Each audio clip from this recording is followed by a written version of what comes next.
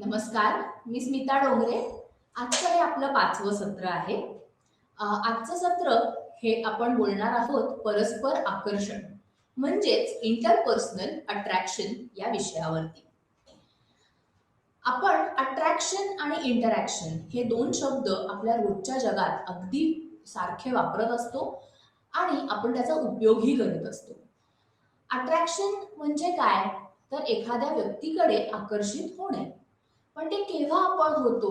जेव्हा आपलं त्या व्यक्तीबद्दल बरोबरचं इंटरॅक्शन हे जास्त होईल तेव्हाच.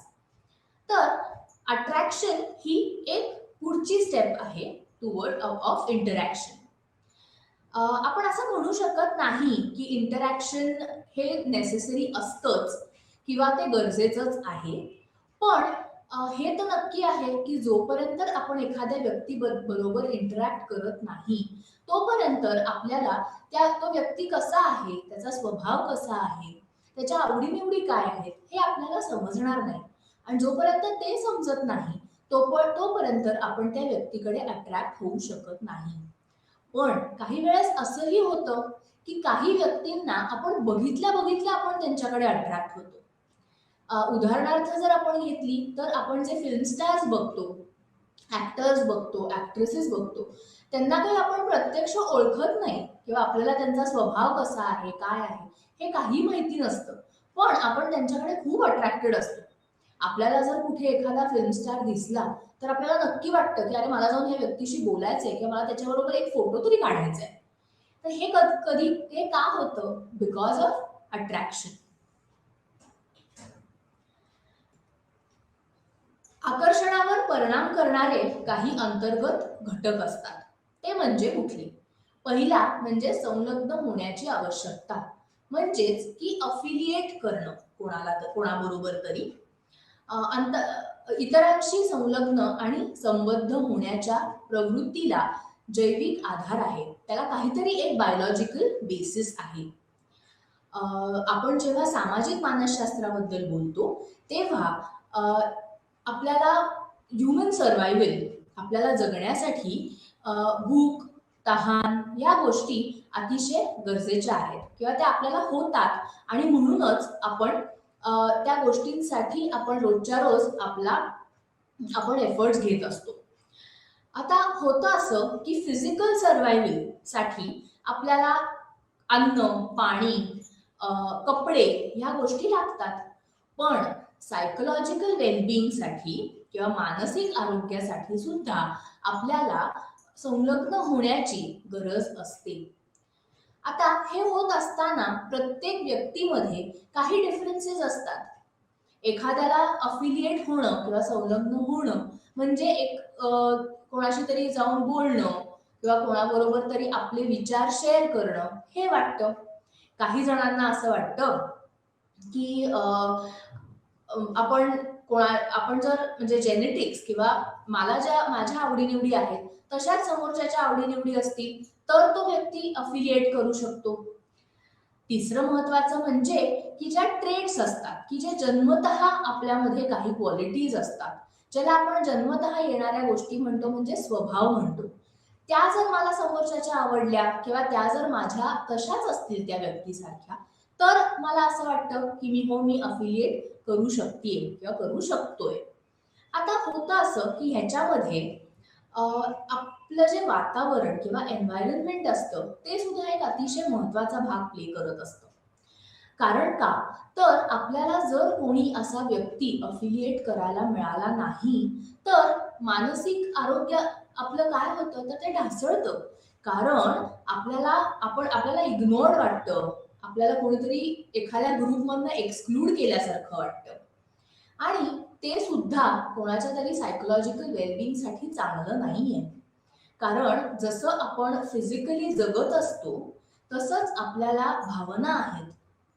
आपल्याला आपलं मन आहे, की ज्याची काळजी घेणं सुद्धा हे खूप गरजेचं असतं. आपण जेव्हा आपल्याला जर एखाद्या गोष्टीचं खूप टेन्शन आलेलं असेल, तर ते जोपर्यंत आपण आपली मित्र, मैत्रीण असतील, घरातले असतील, आई-वडील असतील, भावंड असतील, त्यांच्याशी जोपर्यंत आपण शेअर करत नाही, तोपर्यंत आपल्याला हलकं वाटत नाही. पण आपण असं इमॅजिन करू शकतो का, की असा एकही व्यक्ती माझ्यासाठी नाही, की ज्याला मी माझ्या मनात काय आहे ते मोकळेपणाने मी बोलू शकीन किंवा मला तो व्यक्ती हवाहवासा वाटेल, तो माझ्यासाठी काहीतरी करू शकेल असं वाटेल, असा व्यक्ती एकही नाही. तर हे अतिशय अवघड होतं आणि हे चांगलं सुद्धा नाहीये एका दृष्टीने जर बघितलं तर. आता काही सोशल सायकोलॉजिस्ट असे आहेत, की जे अफिलिएट होण्याची जी गरज असते, ते लोकांबरोबर असोसिएट करतात. आणि काही असे आहेत, की जे म्हणतात, की आपण एकमेकांशी जोडले गेलो म्हणजेच अफिलिएट झालो असा अर्थ होत नाही, असं काही जण म्हणतात.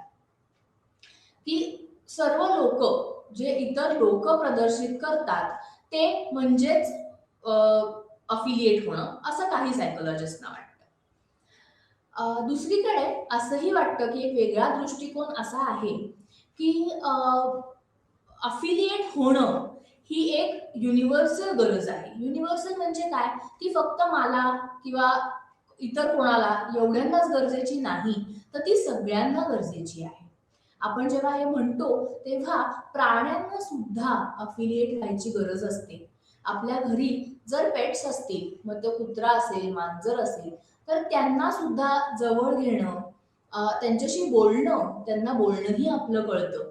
कोणीही प्राणी असू देत, ज्यांच्याकडे गाई म्हशी असतात, त्यांना सुद्धा आपल्याला कोणीतरी आपल्यावर कोणीतरी प्रेम करतंय, आपल्याला कोणीतरी समजून घेतंय, आपल्याला अन्न-पाणी देतंय, ह्या गोष्टींनी सुद्धा ते प्राणी सायकॉलॉजिकली खूप चांगले राहतात.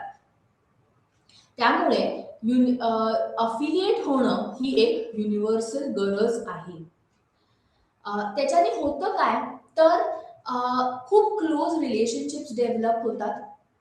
आता हे क्लोज रिलेशनशिप्स हे आपल्या घरातल्यांबरोबर, आई-वडिलांबरोबर आपलं रिलेशन असतंच किंवा आपला पार्टनर असेल, मग नवरा असेल किंवा बायको असेल, तर त्यांचं अफिलिएशन एकमेकांबद्दल हे डेफिनेटली खूप छान असतं. आपलं आपल्या मुलांबरोबर असतं. बाहेरच्या लोकांबरोबर आता जिथे आपण रोज जातो, जिथे आपण नोकरी करतो, तिथल्या लोकांशी आपला काही डायरेक्ट संबंध असतो का? किंवा ते काही आपल्या नात्यातली लोकं असतात का? नाही. पण त्यांच्याबरोबर सुद्धा आपण अफिलिएट होतो. का? कारण आपण त्यांच्याबरोबर सुद्धा वेळ जास्त जास्त घालवायला लागतो आणि नोकरीच्या निमित्ताने आपण तो घालवतो आणि म्हणून आपल्याला मित्र, मैत्रिणी हे ऑटोमॅटिकली आपले डेव्हलप व्हायला लागतात. आता काही स्टडीज असं सांगतात, की सगळ्यांना मी जे म्हणलं, की जो व्यक्ती किंवा जो प्राणी आज इथे जिवंत आहे या पृथ्वीवर, त्याला अफिलिएट होण्याची एक खूप स्ट्रॉंग गरज आहे. मग ते काय होतं, की आपल्या कल्चर प्रमाणे अफिलिएट होणं हे बदलतं. कारण का? तर आपल्याकडे काही सोशल नॉर्म्स असतात. आपण काही रूल्स फॉलो करत असतो, जेव्हा आपण समाजात वावरत असतो तेव्हा. त्यामुळे आपल्याकडे अफिलिएट होण्याची एक पद्धत वेगळी आहे. तशीच परदेशात त्यांची अफिलिएट होण्याची एक पद्धत वेगळी असू शकते. काही असे इन्फ्लुएन्सेस असतात, की ज्याला आपण परिस्थितीचा प्रभाव त्याच्यावर पडत असतो.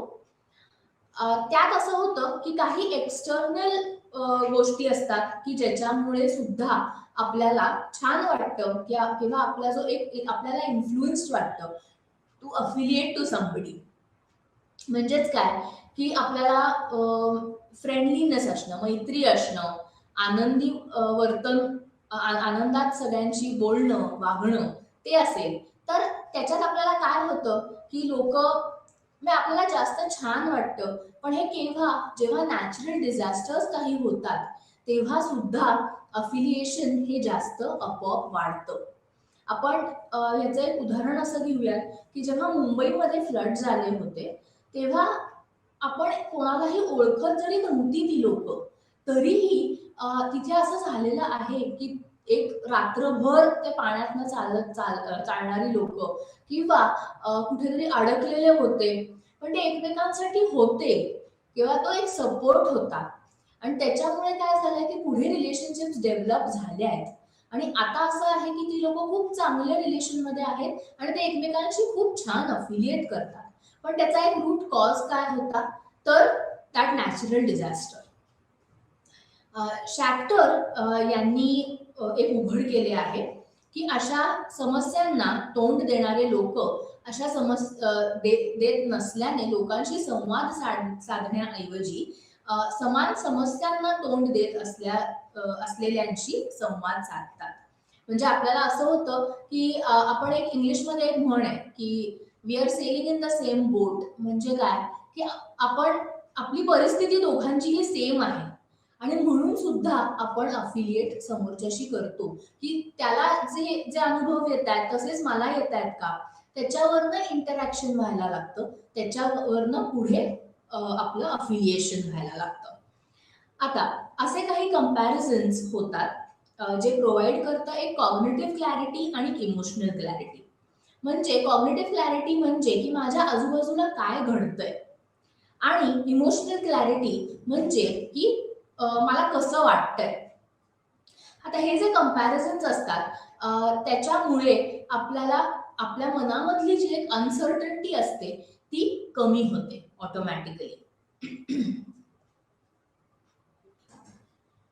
आकर्षणावरील प्रभाव म्हणजेच की influence of affect on attraction.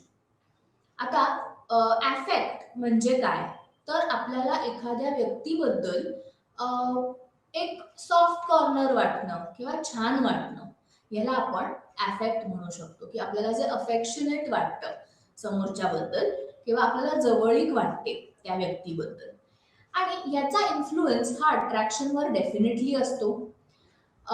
तो कसा, तर डायरेक्ट असतो आणि इनडायरेक्ट असतो. म्हणजे काही थेट प्रभाव असतात. ते काय, कसले किंवा कसे, तर ह्याच्यात आपण एक उदाहरण घेऊयात. आता भारतामध्ये आपल्याला माहिती आहे की इलेक्शन्स होत असतात. मग ते सेंट्रल लेजिस्लेचरचे असतील, प्रोव्हिन्शियल असतील किंवा काही लोकल बॉडीजचे इलेक्शन्स होत असतात. तर ह्या काळात काय होतं, तर आपल्याला एखादा कॅन्डिडेट असतो आणि आपण त्या व्यक्तीबद्दल वाचतो किंवा त्या कॅन्डिडेट बद्दल आपण माहिती गोळा करतो. बाहेर तो व्यक्ती खूप हे असेल, म्हणजे उद्धट असेल बोलायला, ॲरोगंट असेल, रूड असेल किंवा काही आपल्याला त्या व्यक्तीबद्दल एक चांगला कोणी हे दिला नसेल फीडबॅक. पण लोकांशी आत्ता बोलताना किंवा एक आता जेव्हा तो कॅन्डिडेट आहे तेव्हा बोलताना तो व्यक्ती छान बोलतो किंवा स्वतःला खूप छान प्रेझेंट करतो. आणि हे जेव्हा होतं तेव्हा तो काय गोळा करत असतो, तर तो आपल्या स्वतःसाठी वेलविशर्स गोळा करत असतो. तसंच आपण एक दुसरं उदाहरण घेतलं की सेल्स पर्सन. आपण जेव्हा एका शोरूम मध्ये जातो तेव्हा तो व्यक्ती म्हणजे जो सेल्स पर्सन असतो तेव्हा तो काय करतो, तर आपल्याला त्या प्रोडक्ट बद्दल जे आपल्याला घ्यायचं आहे त्याच्याबद्दल आपल्याला तो खूप चांगली माहिती देतो, आपल्याशी खूप गोड बोलतो, जेणेकरून आपण ते प्रोडक्ट त्याच्याकडनं विकत घेऊ किंवा त्याच्यावर तो आपल्याला काही स्कीम्स देऊ शकेल का, काही डिस्काउंट देऊ शकेल का, हे आपण तो आपल्याला ह्या जास्त जास्त फॅसिलिटीज देऊन तो स्वतःचा एक इन्फ्लुएन्स आपल्यावरती पाडण्याचा प्रयत्न करत असतो. एक जनरल थंब रूल असा आहे की आपल्याला असा व्यक्ती आवडतो की जो आपल्याशी छान बोलतो आणि वागतो. युजली आपण असं आपल्या डे टू डे लाईफ मध्ये सुद्धा बघतो. काही आपल्या ओळखीतले म्हणा किंवा नातेवाईक असतील किंवा मित्रमैत्रिणी असतील की जे त्यांना वाटतं ते स्पष्ट तोंडावर बोलणारे असतात. पण अशी लोक आपल्याला सहसा आवडत नाहीत. आपलं जे कौतुक करतील, आपल्याला जे छान आपल्याला लोक काही छान गिफ्ट्स देतील, आपलं कौतुक होईल, आपल्याला एक रेकग्निशन मिळेल, अशी लोक आपल्याला जास्त आवडतात. आणि म्हणून आपण जेव्हा सेल्समध्ये बघतो, मी हे उदाहरण का सांगितलं, कारण आपण जेव्हा एक कुठलाही प्रॉडक्ट घ्यायला जाऊ, मग तो एक साधा टी शर्ट असेल, पण तेव्हा जो सेल्समन आपल्याला जास्त जास्त दाखवतो प्रोडक्ट्स, तो सेल्समॅन आपल्याला आवडतो किंवा त्याच्याकडून आपण काहीतरी विकत घेण्याचा विचार करतो. दुसरा एक इन्फ्लुएन्स म्हणजे अप्रत्यक्ष प्रभाव, म्हणजेच की इनडायरेक्ट इन्फ्लुएन्स. आता ह्यात असं होतं की आपले आपल्या ज्या काही भावना असतात किंवा लाईक्स डिसलाईक्स असतात ते कशावरती अवलंबून असतात, तर क्लासिकल कंडिशनिंग या प्रिन्सिपलवरती असतात. आपण जेव्हा एका खूप छान मूडमध्ये असतो तेव्हा आपल्याला एखादी गोष्ट किंवा खूप चांगल्या पद्धतीने प्रेझेंट केली गेली असते.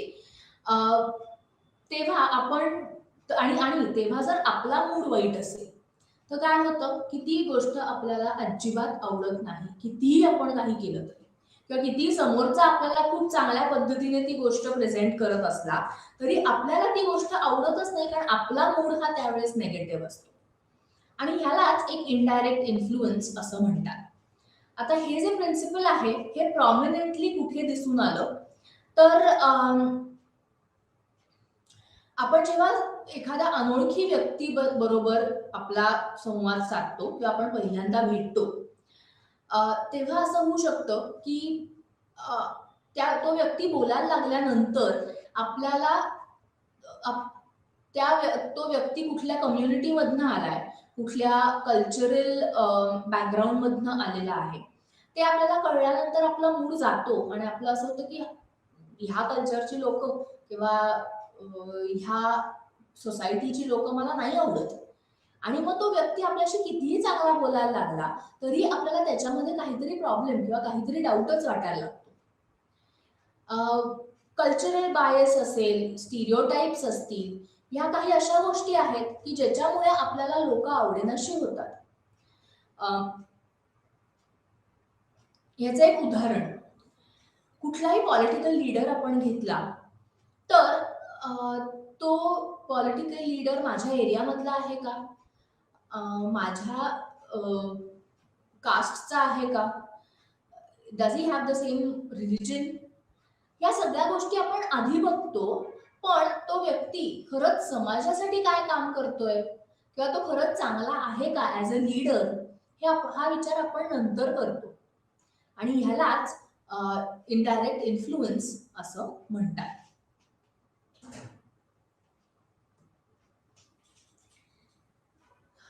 आकर्षणावर परिणाम करणारे बाह्य घटक म्हणजेच की एक्सटर्नल फॅक्टर्स काय असतात ते. पहिला फॅक्टर म्हणजे समीपता, प्रॉक्सिमिटी. ओके, ह्याला आपण एक एक्सपोजर असं म्हणतो.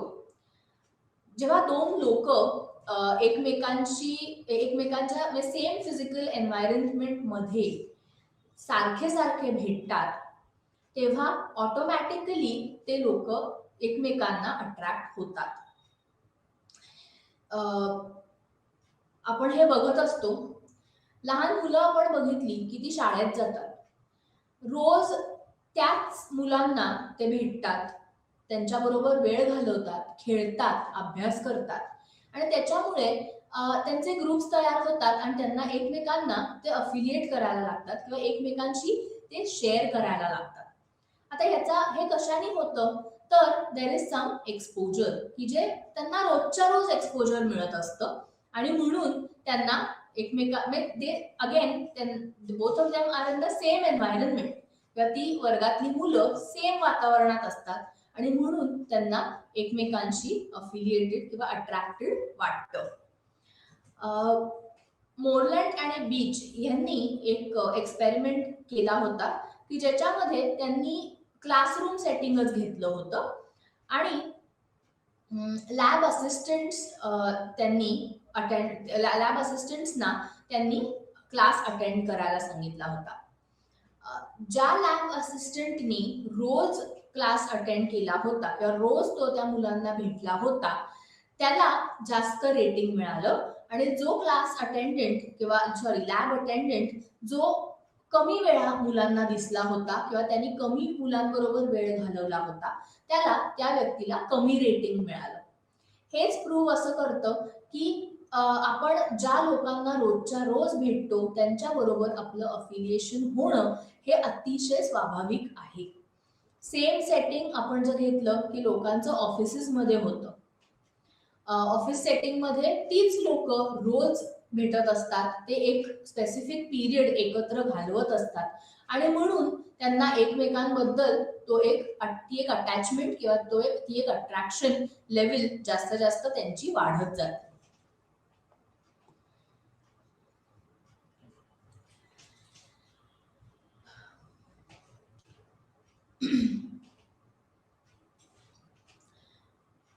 आता हे जे आपण जे प्रॉक्सिमिटी आणि रिपीटेड एक्सपोजर ह्याबद्दल बोललो, तर हे आपल्यामध्ये जर काही प्री एक्झिस्टिंग बिलीफ्स असतील किंवा स्टिरियोटाइप्स आणि ऍटिट्यूड्स असतील एखाद्या व्यक्तीबद्दल, तर प्रॉक्सिमिटीचा उपयोग होत नाही.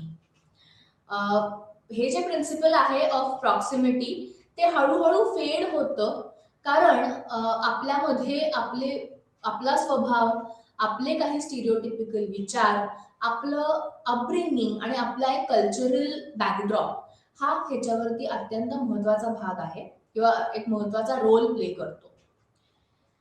नेक्स्ट इज ऑब्झर्वेबल कॅरेक्टरिस्टिक्स, ज्याला की आपण फिजिकल अट्रॅक्टिव्हनेस म्हणतो, म्हणजे शारीरिक आकर्षण असं म्हणतो. फक्त एकमेकांना ओळखणं आणि समजून घेणं किंवा रिपीटेड एक्सपोजर होणं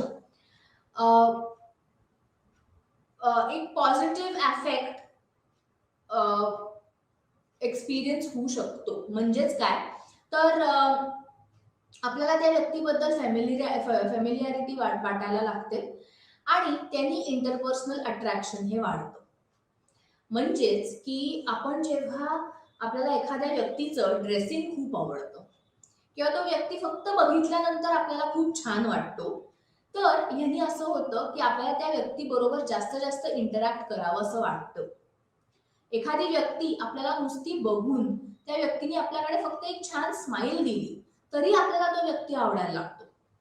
आणि कधी कधी असं होतं की आपल्याला अट्रॅक्टेड अगदी फर्स्ट साईट मध्ये पण वाटू शकतं, म्हणजे पहिल्यांदा एखाद्या व्यक्तीकडे बघितल्या बघितल्या आपल्याला अट्रॅक्टेड वाटतं. तर ह्यालाच आपण ऑब्झर्वेबल कॅरेक्टरिस्टिक्स किंवा फिजिकल अट्रॅक्टिव्हनेस म्हणतो. फिजिकल अट्रॅक्टिव्हनेस ह्यासाठी कारण आपल्याला त्या व्यक्तीचा स्वभाव, तो व्यक्ती अंतर्गत कसा आहे हे आपल्याला अजिबात माहिती नसतं.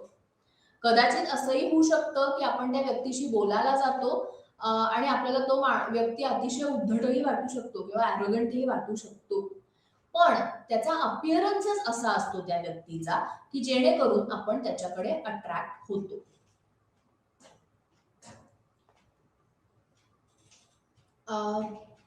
ऑल्सो असं होतं की फिजिकल अपिअरन्स हा कधी कधी मिसलिडिंग असू शकतो. मी जे आता म्हणलं तसं की दोन व्यक्तींमधील संबंध सुरू करणे हा एक अतिशय शक्तिशाली घटक आहे आणि जाणून बुजून किंवा अजाणतेपणे अशा संकेतांमुळे तुमचे निर्णय प्रभावित होऊ शकतात. म्हणजेच काय की कधी कधी फिजिकल अपिअरन्समुळे इनर पर्सनॅलिटी बद्दल आपल्याला त्या व्यक्तीबद्दल कळत नाही आणि त्याच्यामुळे आपण डिसिजन कुठलाही घेणं, डिसिजन कसला तर आपण हे रिलेशनशिप पुढे घेऊन जायचं आहे किंवा नाही हे आपल्याला कळत नाही. का? कारण त्या व्यक्तीचा फक्त फिजिकल अपिअरन्सच आपल्याला आतापर्यंत कळलेला असतो आणि दिसलेला असतो. आणि म्हणून असं होतं की जी लोक इंट्रोवर्ट्स असतात ती लोक पटकन ओपन अप होत नाहीत किंवा पटकन बोलत नाहीत, पण तो व्यक्ती किंवा ती व्यक्ती दिसायला खूप छान असू शकते, पण ती व्यक्ती खूप चांगले रिलेशन्स डेव्हलप करू शकेल का, हा एक प्रॉब्लेम फॅक्टर आहे त्याच्यामधला. असंही दिसून आलेलं आहे की लोक सिमिलर क्वालिटीज असलेल्यांशी सुद्धा अट्रॅक्ट होतात.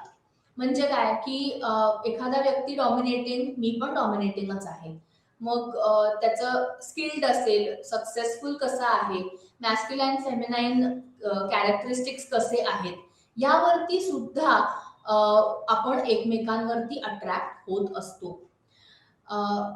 ऑल्दो हे जे असोसिएशन्स आहेत हे कदाचित इनकरेक्ट असतात किंवा इलॉजिकलही असतात, टू बी व्हेरी ऑनेस्ट. कारण का तर रिसर्चर्सना असं they have also found out की अट्रॅक्टिव्हनेस हा शक्यतो पॉप्युलॅरिटीशी आणि हाय सेल्फ एस्टीम आणि इंटरपर्सनल स्किल्सशी असोसिएटेड आहे. म्हणजे काय तर मी म्हटलं तसं की एखादा व्यक्ती खूप पॉप्युलर आहे, खूप फेमस आहे, म्हणून तो आपल्याला अट्रॅक्टिव्ह वाटू शकतो.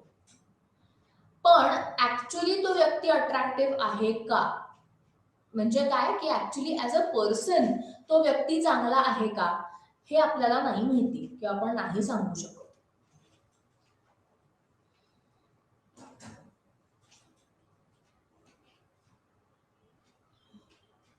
पण असंही आहे की फिजिकल अपिअरन्स हा खूप महत्वाचा रोल प्ले करतो, कारण त्याच्यामुळे इंटरॅक्शन्स होतात आणि त्याच्यामुळे अट्रॅक्शन होतं. आता खूप जण असे असतात की ते आपल्या अपिअरन्सशी खूप सेन्सिटिव्ह असतात. म्हणजे काही लोकांना ड्रेसअप करणं, मेकअप करणं याशिवाय ते कोणासमोर जाऊच शकत नाहीत, किंवा त्यांना आपला अपिअरन्स, मी कशी दिसतेय, मी कसा दिसतोय, मग खूप मायन्यूट डिटेल्सकडे ही लोक लक्ष देत असतात. आणि त्यांच्यामध्ये एक अपिअरन्स रिजेक्शन सेन्सिटिव्हिटी ही डेव्हलप झालेली असते. म्हणजे त्यांना असं वाटतं की मी जर अशा प्रकारे मी जर असा गेलो नाही लोकांसमोर तर लोक मला रिजेक्ट करतील, आणि हे फिअर त्यांच्या मनात कुठेतरी असतं आणि त्याच्यामुळे they are made to look good. म्हणजे त्यांना चांगलं दिसण्या व्यतिरिक्त त्यांच्याकडे पर्यायच नसतो उरलेला. सो हे अगेन हा एक सायकोलॉजिकल प्रॉब्लेम आहे की फक्त दिसण्यावरनच लोक माझ्याकडे अट्रॅक्ट होणार आहेत आणि माझ्याशी बोलणार आहेत, माझ्याशी रिलेशन डेव्हलप करणार आहेत. तर हे वाटणं सुद्धा हे चुकीचं आहे. आकर्षणावर परिणाम करणारे आंतरवैयक्तिक काही घटक असतात, काही इंटरपर्सनल फॅक्टर्स असतात. आपण जर एखाद्या फॉरेन कंट्रीमध्ये गेलो आणि तिथे आपल्याला इंडियन्स दिसले तर आपण काय करतो, आपल्याला मग तो इंडियन कोणीही असू देत, म्हणजे महाराष्ट्रीयन असेल, गुजराती असेल, पंजाबी असेल, साऊथ इंडियन असेल, पण इंडियन आहे ह्या एका थॉट वरती आपण त्या व्यक्तीकडे पटकन अट्रॅक्ट होतो आणि त्या व्यक्तीशी आपण पटकन बोलायला जातो.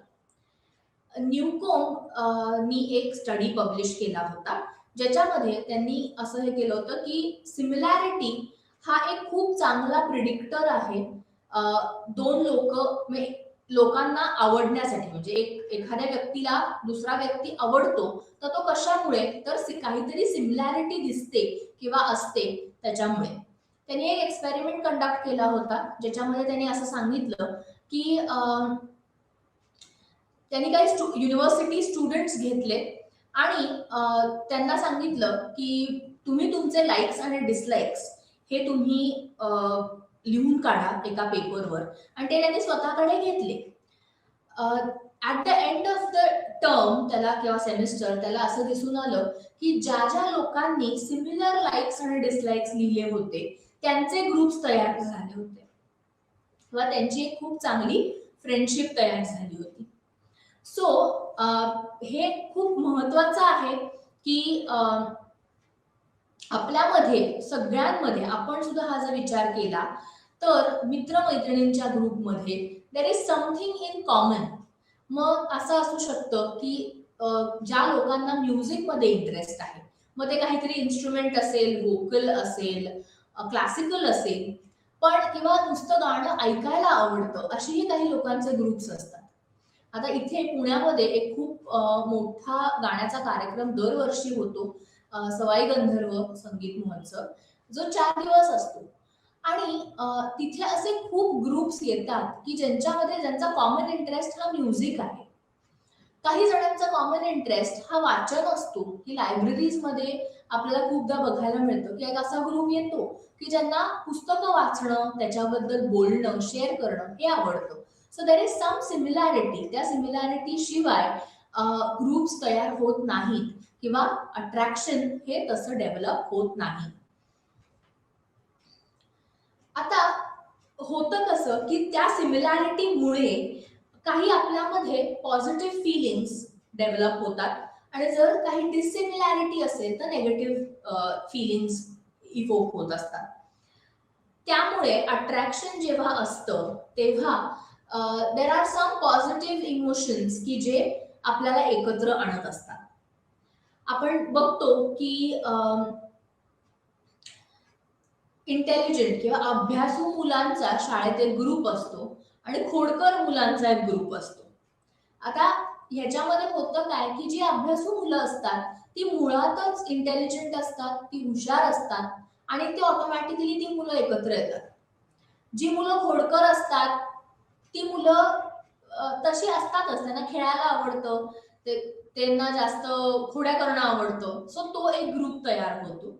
पण हे जे पॉझिटिव्ह आणि नेगेटिव्ह इमोशन्स जे डेव्हलप होतात की जेणेकरून आपल्याला समोरच्या बद्दल अट्रॅक्टेड वाटतं, तर ते का वाटतं किंवा त्यामागचा एक रोल काय, तर आपण जेव्हा समोरच्याशी बोलतो तेव्हा मी जे म्हणलं की फर्स्ट इम्प्रेशन हे आपल्याला पॉझिटिव्ह आलेलं आहे किंवा आपल्यामध्ये काही पॉझिटिव्ह इमोशन्स डेव्हलप झाले का निगेटिव्ह इमोशन्स डेव्हलप झाले, ह्याच्यावर सुद्धा अट्रॅक्शन खूप डिपेंडेंट आहे.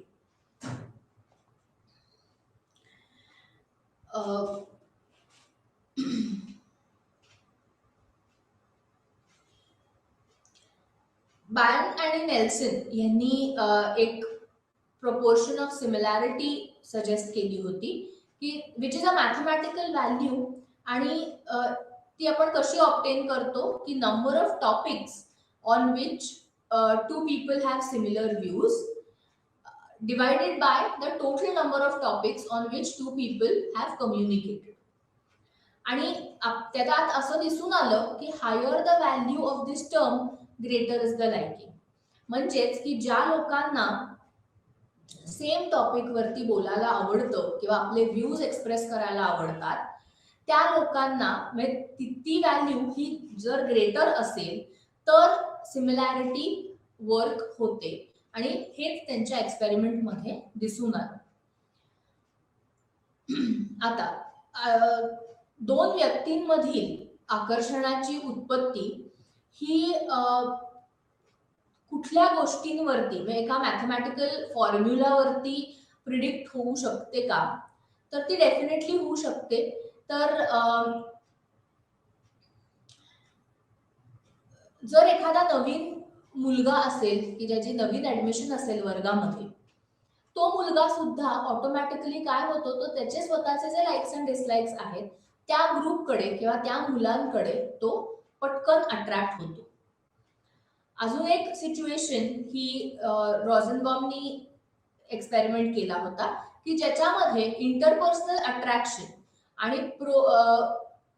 इंटरपर्सनल अट्रॅक्शन हे असं हायपोथेसाइज केलं होतं की it states that attitudes do not increase attraction. म्हणजे की आपला जो ॲटिट्यूड आहे टुवर्ड्स अ पर्टिक्युलर ग्रुप किंवा एक पर्टिक्युलर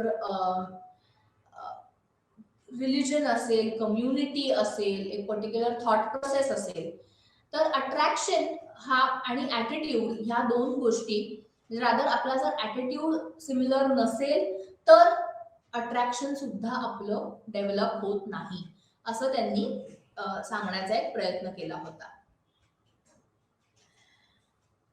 फेस्टिंगर यांनी सोशल कंपॅरिझन थिअरी सांगितली होती ज्याच्यामध्ये त्यांनी कंपेअर केले होते लोकांचे विचार, विश्वास आणि वृत्ती. आता हे जेव्हा त्यांनी केलं तेव्हा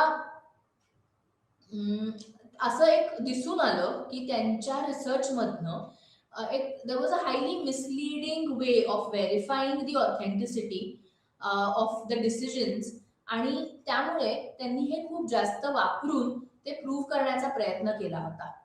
आता होतं कसं की जेव्हा थॉट्स, बिलीफ्स आणि ॲटिट्यूड जर आपले त्या ग्रुपशी मॅच होत नसतील तर आपण आपलं डिसिजन मेकिंग सुद्धा त्या ग्रुप सारखं नसणार आहे. आणि ते जेव्हा नसतं तेव्हा इट इज व्हेरी ऑब्व्हियस की आपण त्या ग्रुपमधनं हळूहळू बाहेर पडायला लागतो किंवा आपल्याला त्या ग्रुपबद्दल कधी अट्रॅक्शन वाटत नाही आणि त्या ग्रुपला सुद्धा आपल्याबद्दल वाटत नाही. आता एक बॅलन्स थिअरी जी हायडरनी हे केली होती त्याच्यामध्ये त्यांनी असं म्हणजे फ्रेंडशिप डेव्हलप करणं ह्याबद्दल त्यांनी ते बोलले होते. पण न्यूकोम यांनी आर्ग्यू केलं की नॅचरल टेंडन्सी असते लाईक्स आणि डिसलाईक्स आपण लाईक्स अँड डिसलाईक्स सिमिलर असणं ही एक खूप नॅचरल टेंडन्सी आहे असं त्यांचं म्हणणं आहे. त्याच्यामुळे असा बॅलन्स हा आपण क्रिएट करू शकत नाही तर तो ऑटोमॅटिकली होतो आणि त्याच्यामुळे लोकांना इमोशनली ते खूप प्लीजिंग वाटतं. सो बेसिकली काय आहे की कुठलीही गोष्ट म्हणजे आता माझे विचार आणि माझ्या ग्रुपचे विचार हे जर मॅच होत असतील आणि ते नॅचरली जर होत असतील तरच तो ग्रुप किंवा ते रिलेशन तसं डेव्हलप होऊ शकतं. ओढून ताणून आपल्याला कुठलंही रिलेशन हे डेव्हलप करता येत नाही. त्याचं कारण असं आहे की मी जे म्हणलं की first exposure, first impression, likes and dislikes match होणं या सगळ्या गोष्टी खूप महत्वाच्या असतात आणि हे झालं तरच आपल्याला काही इमोशनली प्लेझेंट इव्हेंट्स आपल्या आयुष्यात घडू शकतात आणि मगच आपल्याला त्या व्यक्तीबद्दल अट्रॅक्टेड वाटू शकतं. अजून एक अप्रोच असा आहे की इफेक्ट ऑफ सिमिलॅरिटी आणि डिसिमिलॅरिटी ही पण एक विचार करण्यासारखी गोष्ट आहे कारण ही थिअरी ही इव्हॉल्व झालेली आहे. आपण पोटेन्शियल डेंजर काय असेल किंवा काय आहे याचा विचार करून सुद्धा आपण कुठल्या ग्रुपमध्ये एंटर व्हायचं आणि व्हायचं नाही हे ठरवत असतो. हे कदाचित आपलं नोईंगली किंवा अननोईंगली होत असेल, आपण ते मुद्दाम ठरवून करत नाही. पण इट इज व्हेरी ऑब्व्हियस की आपण जे म्हणतो की जे लोक प्रोटेस्ट करतात, जे लोक व्हायलन्स कडे अट्रॅक्ट होतात, ती लोक सगळेच जण त्यांच्यासारखे वागू शकत नाहीत. तर का नाही? कारण कुठेतरी आपल्या मनामध्ये पोटेन्शियल डेंजर काय असू शकतो याचा आपण विचार हा करत असतो. सो नॉर्मल पीपल या ऍक्ट मध्ये जाऊ शकत नाहीत किंवा या ग्रुपमध्ये स्वतःला इन्व्हॉल्व करू शकत नाहीत.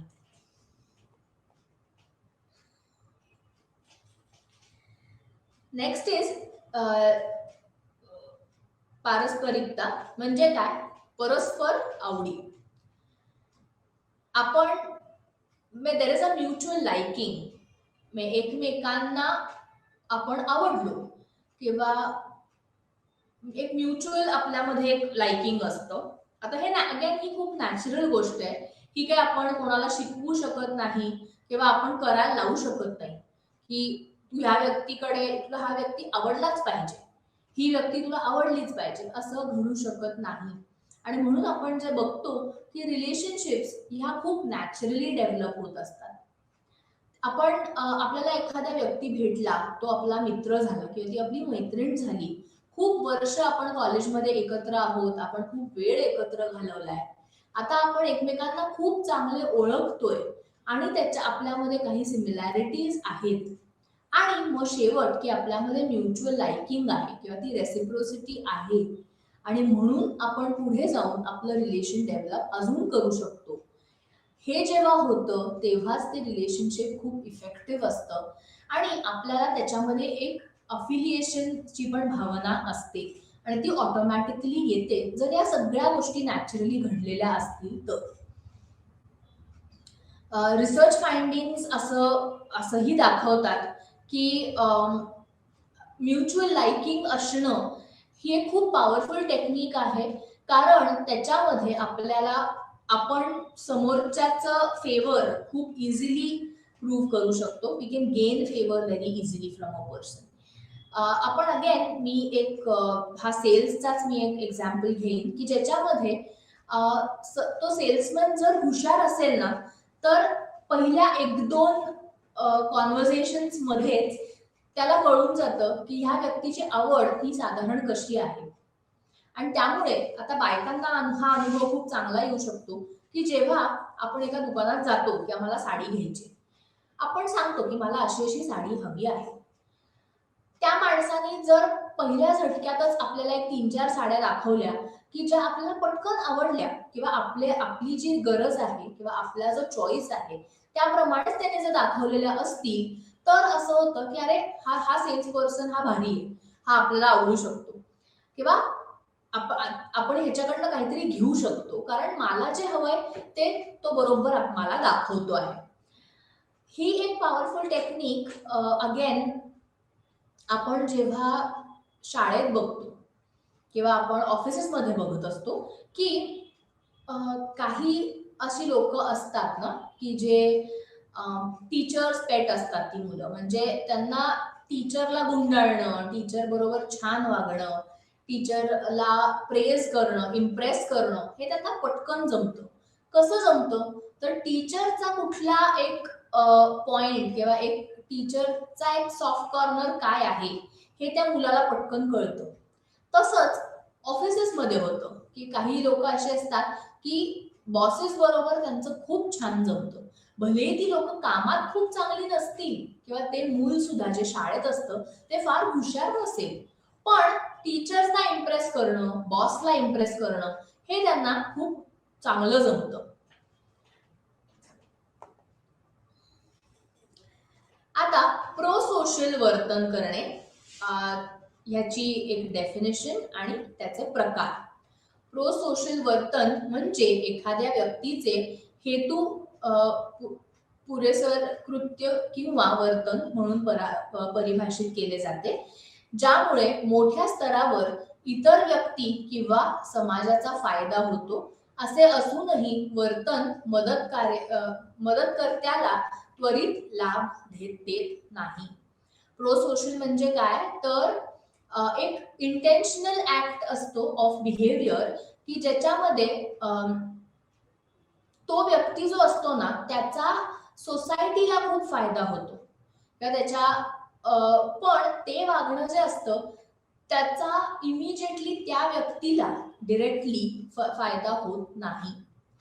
आता सायकोलॉजिस्ट असंही प्रपोज केलेलं आहे की हेल्पिंग बिहेवियर आणि स्पेसिफिक ऍक्ट ऑफ अल्ट्रुइझम ह्या दोन गोष्टी वेगळ्या आहेत. कारण हेल्पिंग बिहेवियर असणं म्हणजे काय की मी सगळीकडे मदत करू शकतो किंवा करू शकते, म्हणजे एखाद्याचा स्वभावच खूप हेल्पफुल असतो. आणि जेव्हा आपण एका स्पेसिफिक ऍक्ट किंवा स्पेसिफिक गोष्टीत मदत करतो त्याला आपण अल्ट्रुइझम असं म्हणतो. तर खूपदा असं होतं की आपला जो मोटिव्ह असतो मदत करण्याचा तो त्याच्यामुळे ऍक्च्युली जो व्यक्ती स्ट्रेसमध्ये आहे त्याचा स्ट्रेस हा पटकन कमी होतो. तर असे बिहेवियर्स असे आहेत की ज्याच्यामुळे आपल्याला चांगलं म्हणजे त्या व्यक्तीला चांगलं मोटिवेशन मिळतं आणि जो समोरचा असतो ज्याला त्या व्यक्तीने मदत केलेली असते त्याचं सफरिंग कमी होतं. त्याला आपण अल्ट्रुइझम म्हणतो. असंही होतं की आपण लोकांमध्ये मला एक माझं इम्प्रेशन चांगलं करायचं किंवा पॉझिटिव्ह इम्प्रेशन करायचं आहे म्हणून आपण हे करू शकतो, म्हणून आपण तेवढं अल्ट्रुइस्टिक वागत असतो किंवा आपण एक सिम्पल सोशली ऍक्सेप्टिंग बिहेवियर किंवा एक हेल्पिंग बिहेवियर हे आपण त्याच्यातनं डेव्हलप करत असतो. प्रो सोशल वर्तनामागील प्रेरणा काय असते? तर एम्पॅथी अल्ट्रुइझम हायपोथेसिस, सहानुभूती परार्थ गृहीतक. ह्याच्यामध्ये बॅटसन, डंकन आणि ॲकरमॅन, बकली आणि बिग बर्च यांनी एक हायपोथेसिस मांडला होता ज्याच्यामध्ये ते असं सांगतात की प्रो सोशल बिहेवियर हे आपले लोक जेव्हा प्रो सोशल बिहेवियर मध्ये स्वतःला एंगेज करतात तेव्हा एक there is some emotion of empathy empathy म्हणजे काय, तर समोरच्याला समजून घेणं, की मला कळतंय की तुला आता त्रास होतोय, तुला आता दुःख आहे, हे मी समजू शकतेय. या वागण्याला आपण एम्पॅथेटिक बिहेवियर असं म्हणतो. या केसमध्ये असं होतं की आपण एक उदाहरण असं ह्याच्यात परत घेऊ शकतो, की जेव्हा आपल्या जवळच्या व्यक्तीचा, खूप घरातला कोणतरी व्यक्ती त्याचं निधन होतं, तेव्हा काय होतं, तर आपल्याला माहिती आहे किंवा आपण एम्पथाइज करू शकतो की त्या व्यक्तीला आता काय वाटत असेल किंवा तो आता इमोशनली कुठल्या स्टेटमध्ये असेल, आणि म्हणून आपण त्या व्यक्तीला मदत करायला जातो. काही काही वेळेस असंही होतं की त्या व्यक्तीला काय वाटतंय काय नाही ह्याच्याशी आपल्याला काही संबंध नसतो, पण लोकांना दाखवण्यासाठी की हो मी खूप मदत केली म्हणूनही काही लोक येतात. सो त्याला एक प्रो सोशल बिहेवियर असं म्हणतात आणि अल्ट्रुइझम असंही म्हणतात. नेक्स्ट इज नकारात्मक राज्य मदत मॉडेल, की नेगेटिव्ह स्टेट रिलीफ मॉडेल. ह्या अप्रोच मध्ये एम्पॅथी अल्ट्रुइझम हायपोथेसिसच्या हे बरोबर उलट आहे, की ज्याच्यामध्ये प्रो सोशल बिहेवियर हे मोटिवेट करतं. आपले pro social behaviour is motivated कशामुळे, तर एक desire to reduce painful emotions. हे खरं वागणं की ज्याच्यामध्ये आपल्याला समोरच्याच्या भावना खरंच समजतायत आणि आपण मदत करायला जातोय सो दॅट त्या व्यक्तीला अजून अजून चांगलं वाटेल. आता ह्या मॉडेलचा हायपोथेसिस असा आहे की ज्याच्यामुळे आपल्यामध्ये ते अनप्लेझंट काही इमोशन्स किंवा फिलिंग्स आहेत, ते आपण मदत करून ती सिच्युएशन आपण बदलायचा प्रयत्न करतो. आणि ज्याच्यामुळे की आपले काही नेगेटिव्ह जर फिलिंग्स असतील ते आपण पॉझिटिव्ह इमोशन्स कडे आपण वळवण्याचा प्रयत्न करतो. नेक्स्ट इज एम्पॅथिक जॉय हायपोथेसिस, म्हणजे वर्तनाच्या प्रेरक प्रेरक पैलूंचे आणखी एक स्पष्टीकरण. आता अनदर एक्सप्लेनेशन ह्याच्या मागचं म्हणजेच की motivational aspect of pro social behaviour हे एम्पॅथिक जॉय हायपोथेसिसशी रिलेटेड आहे. म्हणजेच काय, तर एम्पॅथिक जॉय हायपोथेसिस असं अज्युम करतं की helping others produces a positive impact on others and the victim. आपण जेव्हा समोरच्याला मदत करायला जातो तेव्हा ऑटोमॅटिकली त्या व्यक्तीमध्ये काही पॉझिटिव्ह इमोशन्स हे डेव्हलप होतात आणि तो व्यक्ती सुद्धा पॉझिटिव्हली रिॲक्ट करायला लागतो. आता this positive feedback of pro social behaviour हा आपल्याला एक एम्पॅथिक हेल्पर म्हणून आपण त्या व्यक्तीला म्हणू शकतो. मदत करणं ही गोष्ट खूप मोठी असते, कारण पहिला विचार मदत करताना हा लोकांना स्वतःबद्दल येतो आणि त्या व्यक्तीबद्दल नाही. आपण जर खूप खरोखर विचार केला तर आपण कुठल्याही प्रकारच्या कंडिशन्स न ठेवता आपण मदत करतो का, तर ही एक विचार करण्यासारखी गोष्ट आहे. त्याचं कारण असं की नुसतं दाखवायला मदत करणं आणि खरोखर त्या व्यक्तीला आत्ता गरज आहे आणि मी जाऊन मदत केलीये हे वागणं, ह्यात खूप मोठा फरक आहे. आणि जर त्या व्यक्तीमध्ये खरंच काही पॉझिटिव्हली फरक पडणार असेल आणि जर तुम्ही मदत केलेली असेल तर तो that is an definitely commendable job. Next is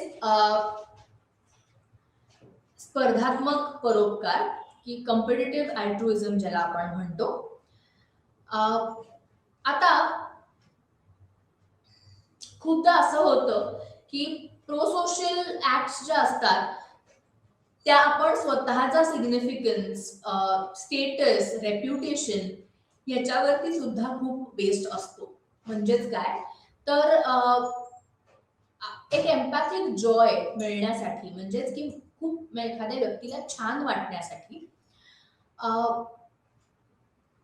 आपण we engage in pro social acts आणि आपण त्या एन्हान्स करतो किंवा आपण त्या जास्त जास्त दाखवतो की हो मी मदत केलेली आहे.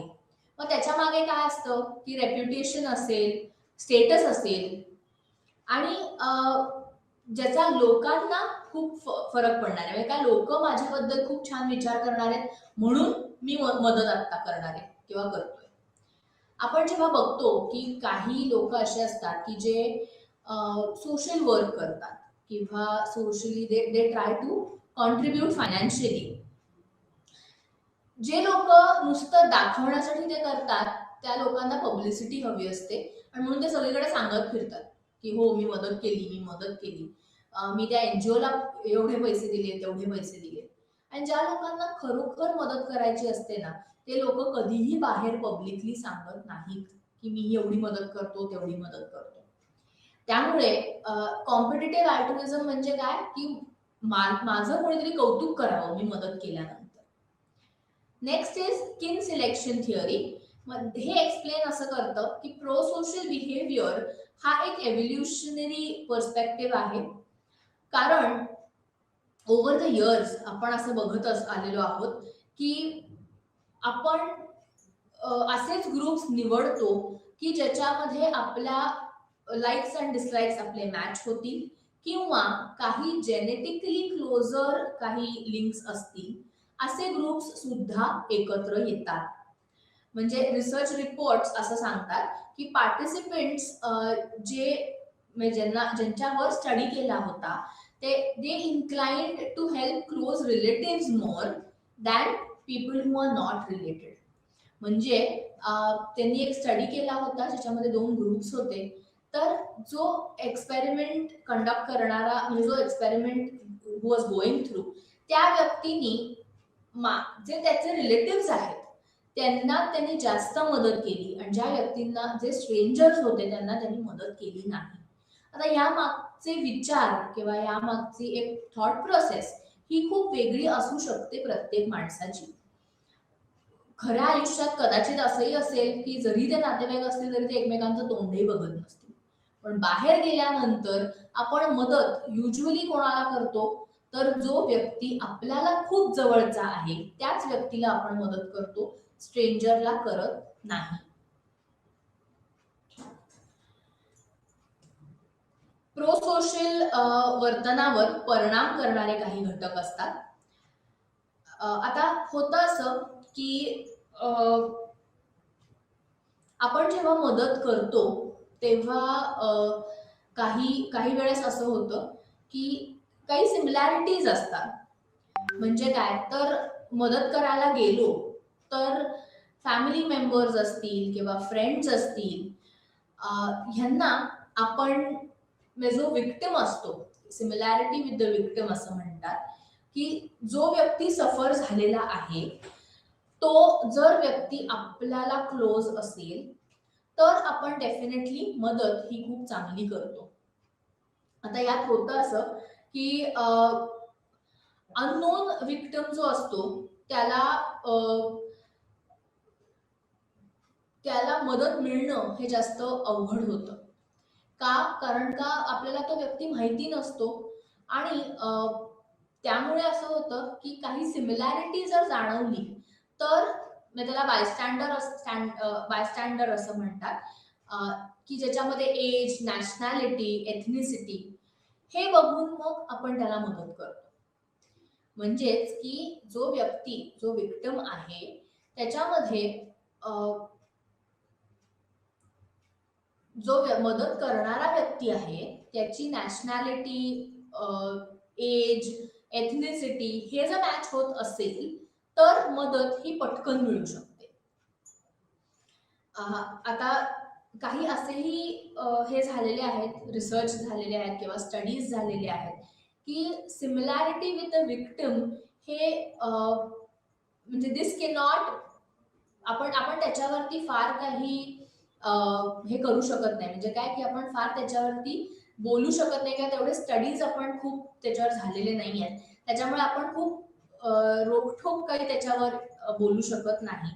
पण मोस्टली असं दिसून येतं की जे विक्टिम्स असतात त्यांना मदत तेव्हाच मिळते जेव्हा जो मदत करणारा असतो त्याच्यामध्ये काहीतरी सिमिलॅरिटी दिसून येते तेव्हाच. पीडितेच्या दुःखाबद्दल श्रेय.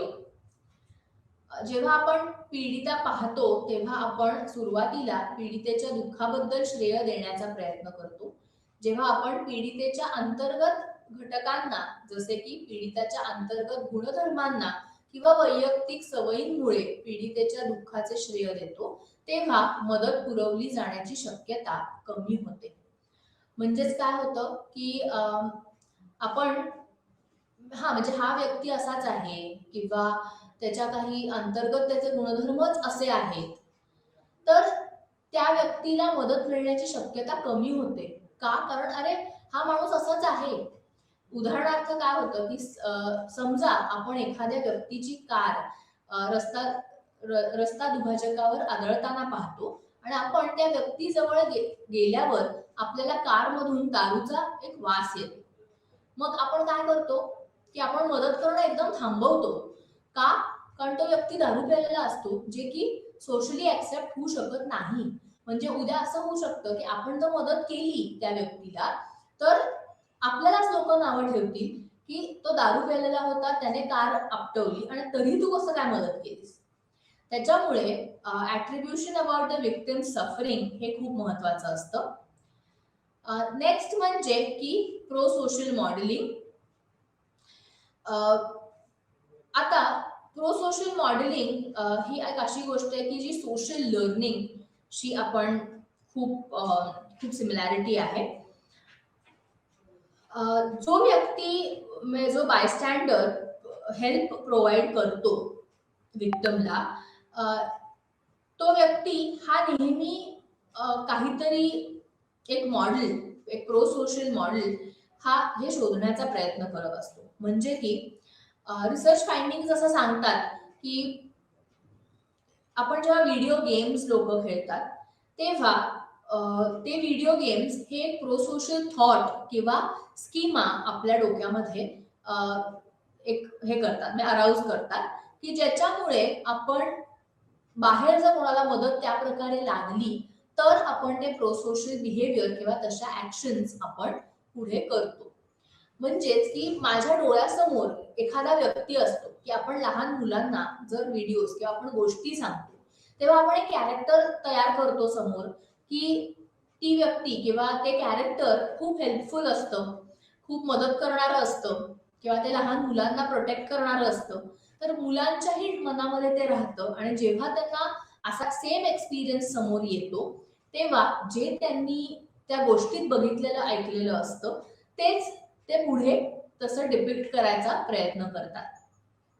So pro social modelling again is very important, कारण का त्यांनी हेल्पिंग बिहेवियर हे मुलांमध्ये म्हणा किंवा लोकांमध्ये ओव्हरऑलच त्यांनी वाढतं.